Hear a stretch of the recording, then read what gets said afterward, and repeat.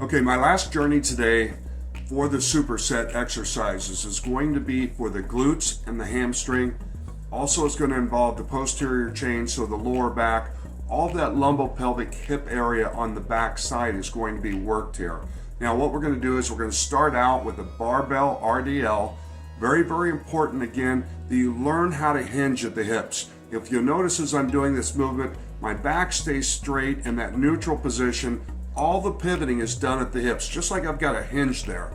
And then we're going to go from there on to doing the glute ham raise on an exercise ball. I like this one because you can really start working some stability, a little bit more balance is involved. When you start with this, start with your legs a little bit wider so you have better stability. You can even keep your hands across your chest. You'll see in the video, I have my hands up and together. That's to decrease the stability. Also, I brought my legs closer together, again, to decrease the base of support and decrease that stability. So my core has to work a lot harder when I do this exercise.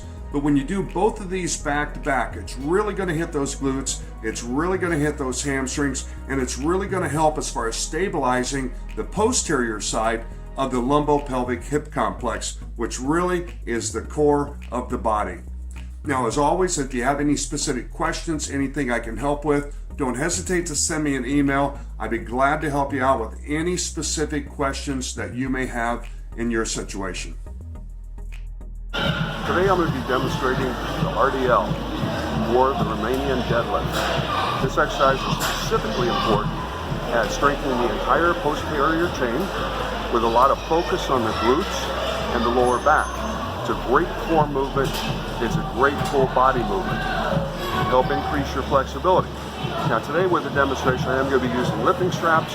They help when the weight gets a little heavier as far as hanging onto the bar, but also allows you to relax your grip so you're not pulling from your biceps. Things I want you to note is how flat my back is, how I hinge at my hips. I have a slight bend in my knees.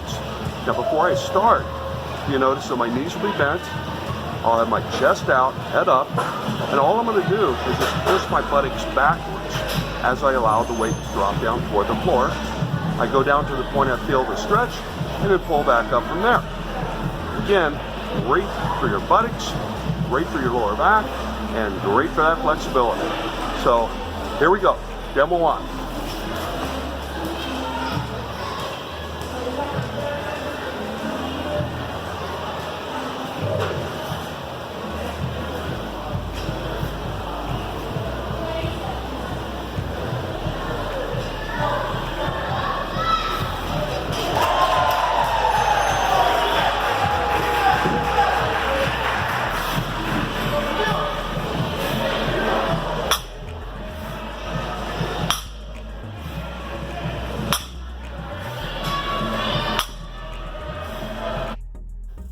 Reverse glute ham raise on the ball is going to now add a little bit more of that balance and stability component into your core.